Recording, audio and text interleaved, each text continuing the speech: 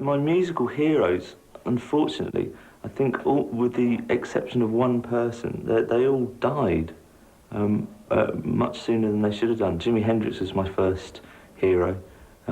He represented the colourful alternative world that I aspired to when I was still at school, still struggling with parental authority and feelings of powerlessness that you experience as a young man, and as an older man as well, most of the time. Alex Harvey was another one of my heroes who died too soon. Kurt Cobain actually was I really admired. I thought Nirvana was such a fantastic band, and he died. So it's one of those sad things that a lot of the people that I really get into die. I don't think it's because of me. It's just one of those unfortunate things. Bowie was a hero for me when I was still at school.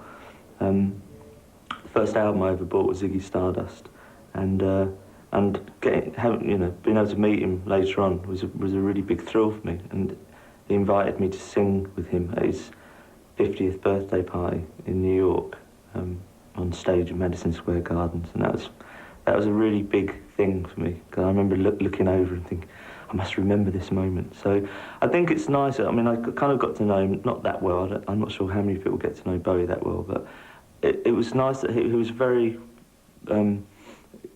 much like I imagined he would be.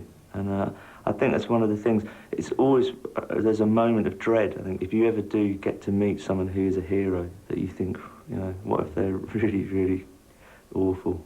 And thankfully he wasn't. So that outside of music, my heroes are kind of, most of my brothers-in-law are in the services. They're either like at the ambulance service or the police service or the fire service. And that sounds kind of trite, but I really, really admire what they do, because in the UK, as I'm sure is true probably throughout Europe, they don't get paid enough for the job that they do. It's sickening, really, how much I get paid and how much they get paid.